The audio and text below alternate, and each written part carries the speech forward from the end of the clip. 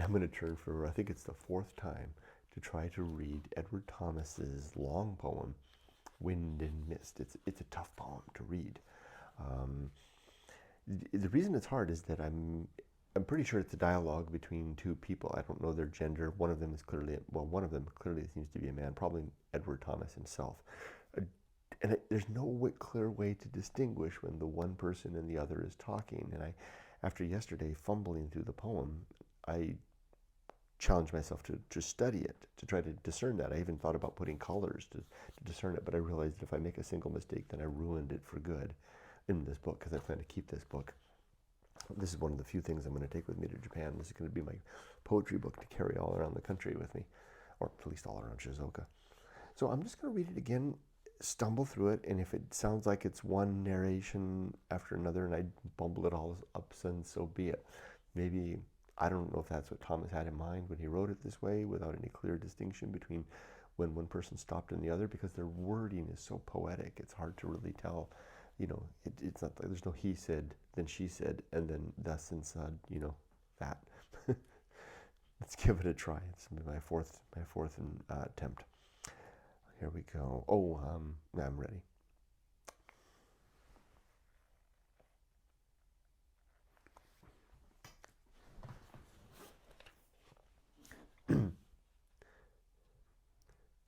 Wind and Mist by Edward Thomas. There's a footnote here, and it's an indication, item number 45, back in the appendix here.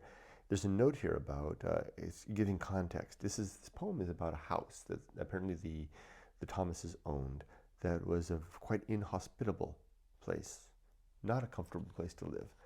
I think they had it built. And to give context to that, there's this note here at the back in the appendix from, it's basically a quote from Helen Thomas, Edward Thomas's wife, commenting about the house. So let's read that before we read the poem, because it kind of helps to see what a place this really was.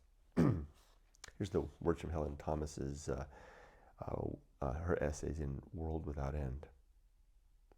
Somehow we could not love the house. The heavy oak was raw and new, and seemed to resent its servitude in beams and door, and with loud cracks would try to wrench itself free. There was nothing in that exposed position to protect us from the wind, which roared and shrieked in the wide chimneys. Nor have I ever heard such furious rain as dashed vindictively against our windows.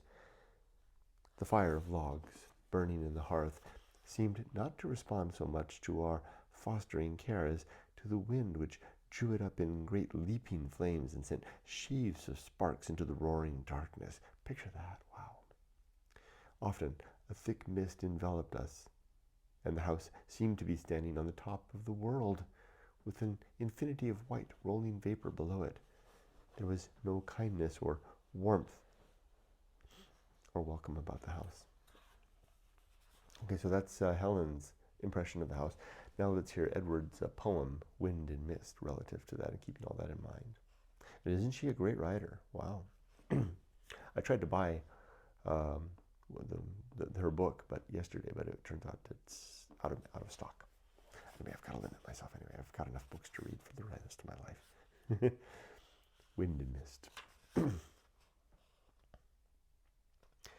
They met inside the gateway that gives the view, a hollow land as vast as heaven.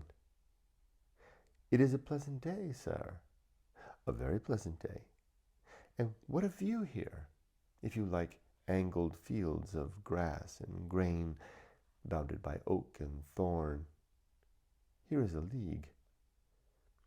Had we with Germany to play upon this board, it could not be more dear than April has made it with a smile. The fields beyond that league close in together and merge, even as our days into the past, into one wood that has a shining pane of water. Then the hills on the horizon. That is how I should make hills, had I to show one who would never see them what hills were like. Yes, 60 miles to South Downs at one glance. Sometimes a man feels proud of them, as if he had just created them with one mighty thought. That house, though modern, could not be better planned for its position. I never liked a new house better. Could you tell me who lives in it? No one. Ah, and I was peopling all those windows on the south with happy eyes, the terrace under them with happy feet. Girls. Sir, I know, I have seen that house through mist look lovely as a castle in Spain, and airier, I have thought. 'Twere happy there to live. And I have laughed at that because I lived there then. Extraordinary. Yes, with my furniture and family still in it. Yeah, I knowing every nook of it and loving none, and in fact hating it. Dear me, how could that be? But pardon me, no offense. Doubtless the house was not to blame, but the eye watching from those windows saw many a day, day after day, mist, like chaos surging back, and felt itself alone in all the world, marooned, alone. We lived in clouds on a cliff's edge, almost. You see, as if clouds went, the visible earth lay too far off beneath, and like a cloud. I did not know if it was the earth I loved until I tried to live there in the clouds. You had a garden, and the earth turned to cloud, of flint and clay too. True, that was real enough. The flint was the one crop that never failed. The clay first broke my heart and then my back, and the back ne'er heals not. There were other things, real too. In that room at the gable, a child was born while the wind chilled a summer dawn. Never looked gray mind on a grayer one, never looked a gray mind on a grayer one than when the child's cry broke above the groans. I hoped that they were both spared. They were, ah, yes, but flint and clay and childbirth were too real. For this cloud castle I had forgot. The wind, pray do not let me get on to the wind. You would not understand about the wind. It is my subject, and compared with me, those who have always lived on the firm ground are quite unreal in this matter of the wind. There were whole days and nights when the wind and I, between us, shared the world, and the wind ruled, and I obeyed it, and forgot the mist. My past and the past of the world were in the wind. Now you may say that though you understand and feel for me, and so on, you yourself would find it different. You are all like that. If once you stand here free from wind and mist, I might as well be talking to wind and mist.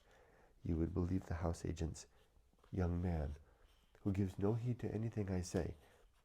Good morning, but one word I want to admit, that I would try the house once more if I could, as I should like to try being young again.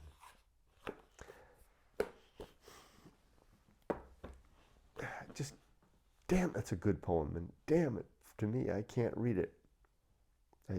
The first time I read it was the best. It's lost a couple days back. It's actually recorded maybe 3 or 4 days prior. But I